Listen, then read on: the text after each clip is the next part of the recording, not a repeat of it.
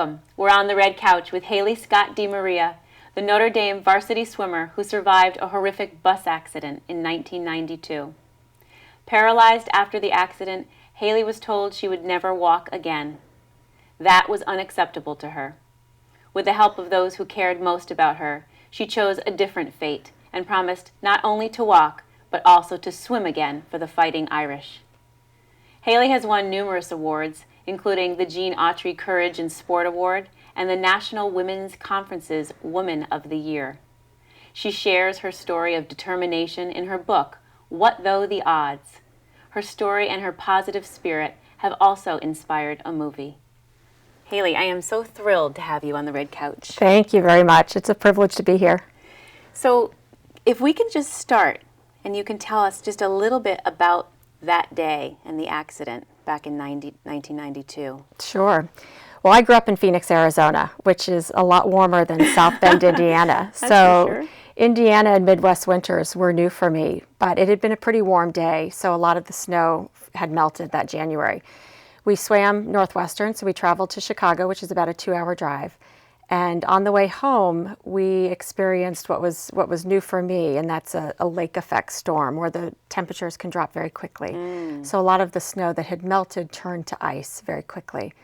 We were about 2 miles from the exit to Notre Dame's campus, returning from the swim meet, when our bus hit a patch of ice and literally in swimming terms did a flip turn where the bus turned upside down and was facing the opposite direction on the side of the road. Wow. Now, even though you suffered serious spinal injury, there was also some kind of good news in the sense that you were in the snow and someone had kept you in the snow. They'd known enough to keep your spine cold. Yes. And not to move you. Is that right? Yes, absolutely. So most swimmers are also lifeguards by training. Right. For most of us, it's the only summer job we can have.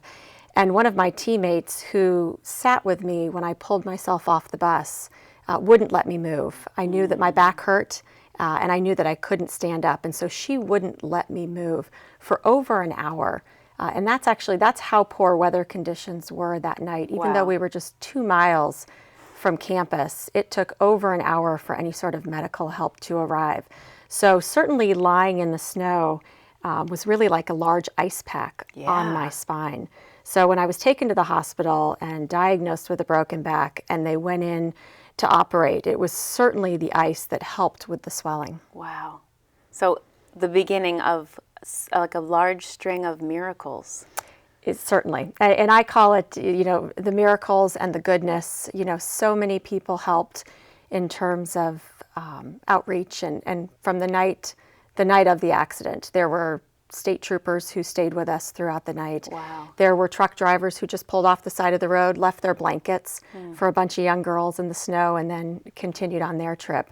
But yes, I had 2 surgeries that night, emergency back surgeries, to hopefully relieve pressure off the spinal cord to allow feeling or movement to return. And that didn't happen. So it was at that point that I was told that I would be permanently paralyzed. So they were waiting. I just wanted to back up for a moment. They were waiting for your toes to move, or hoping that you would find some kind of movement again in your toes. Yes. The hope was during the surgeries that with the relief of pressure on the spinal cord, removing the broken bones and stabilizing my spine with rods, they were hoping that would allow the signals to move down the spinal cord. And when that didn't happen, once nerves die, they at least certainly in 1992 and for the most part today, they don't rejuvenate. There's no way to fix that. So the hope was to relieve the pressure and allow the nerves to reactivate. So how did you get from the time of the accident, getting to the hospital that actually, as I recall, they specialized in spinal injuries. Yes. Another miracle right there, to swimming again? Well, it was a journey. It was not only 2 surgeries that night, but 3 additional surgeries about 5 months later. I had a neurosurgeon at the hospital that did specialize in spine injuries, fix the nerves, but what then I needed after that was an orthopedic surgeon to actually fix the bones and fix my spine.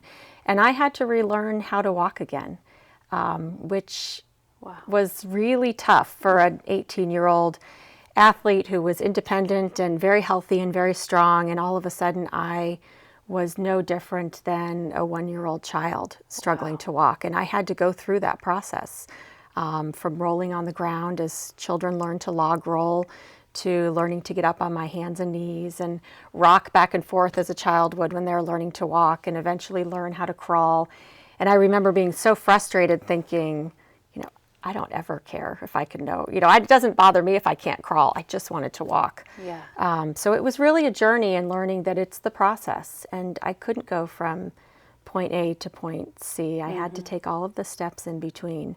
So I spent several months in the hospital in physical therapy, relearning how to walk, and then an additional 3 operations to actually fix my spine, and then about a year of just resting. Which, again, for an 18, 19-year-old college student who's used to being very independent and very active, was very challenging. And that was just the physical journey. There's the emotional journey as well. And certainly getting back in the pool was huge for that. Wow. Oh, I'm so excited to get there. I just want to back up for a second and talk about, you had incredible people along the way. Incredible. Your family is the family that we all wish to have. You have wonderful parents, smart parents, a loving brother that rubbed your legs, and also incredible coaches and doctors. So I'd like to talk about the coaches and the doctors for a minute. Like, you had your coach wasn't just a swimming coach, he was more like a life coach. He was. He taught us more, I think, about life in our 4 years as student athletes than really about swimming. And what a role model for us, especially as young girls going through a really tragic event away from home and away from the support of our parents, to have a coach who thought of us as students first and athletes second. He was very gracious and concerned about making sure we were okay, and it didn't matter if we never returned to the pool. Our healing and well-being always came first. Wow. Now, he was the one, or was it the doctor that taught you about visualization? Well, we had a doctor who was a volunteer coach, so he sort of filled both roles. He is an MD, so he's medically trained. But he had been a volunteer with our team during the first semester. And he really worked with us on visualization, and it was something I really enjoyed. But there was a wide range of levels of interest that people had in it. I happen to find it fascinating. And his whole concept was, your body cannot achieve what your mind can't conceive. Meaning, if you can't see yourself doing it, you never will. So we had spent the first semester, at least of my freshman year, and for many of the swimmers who had been on the team longer than that, walking us through what we wanted to do as athletes, whether it was the perfect start or the perfect turn, our strokes, even to visualizing touching the wall and turning around and seeing the time we wanted to see on the clock. His whole idea was, if you can't see yourself doing exactly what you want to do, you'll never do it. So we had trained in that mindset, and he had really walked us through the whole concept of visualizing what you want to happen. And as it turned out, in a completely separate role, he is a physician at the hospital where I was, and he was the first person I saw that night who I recognized. So coming in again as a young girl at 18, away from home, no feeling or movement from the waist down. I'm freezing. I'm from Arizona. At this point, my body temperature is about 94 degrees. Oh, wow. And all of a sudden, I see Dr. Clower, and it's the first person I know. And it was so comforting for me, even just to see someone I knew. And he walked up to me and didn't say hello, and just leaned down and whispered in my ear and said, "No swelling, no bleeding, no pain." And told me to repeat that over and over and over until my body believed it. And it was wonderful for me to have something to focus on. One, to see someone comforting, and two, for him to give me something I could do. Because there's so many times when we're in a state of crisis or tragedy when we don't have any control over it. And that was something I could focus on and really control. Exactly. I mean, it's one thing to, when you're in the midst of a tragedy, to have someone to help you and guide you with that. but to have practiced beforehand, Yes. so that you're already familiar with that technique, or that, it's not like you're in the middle of the crisis and you have to learn it right then and there. You had already been practicing something that Absolutely. ended up helping you heal. Huge. It was huge. And it's, it's a great lesson for life in general. It's no one's going to show up and win the race without the training. Right. And no one's going to have a very strong faith or prayer life if they haven't practiced it. When you really need it, you need to have practiced it when times are good for it to fall into place when times aren't so good. And I believe that in so many ways. And even having a community to support you, or having a strong family. A family doesn't all of a sudden become strong in a time of crisis. They show your strength, Right. but you really have to build those relationships and work on them so that they're there. How, after you were told that you might never walk again, what was your reaction? I remember reading that you said, I think it was to your mom, well, I can teach. I still have my mind, I can teach. Which I was so touched and moved by that you, as an 18-year-old girl, had the wherewithal to think, there's something good in this. There's something there's something positive. But I imagine it wasn't always that hopeful. No, it wasn't. And certainly in the beginning, I think, as much as I didn't think I was in shock or denial, I probably was. But I believed that. And it really was one of the first things I said to my mom because she was a teacher and had been an educator. And I had always wanted to teach.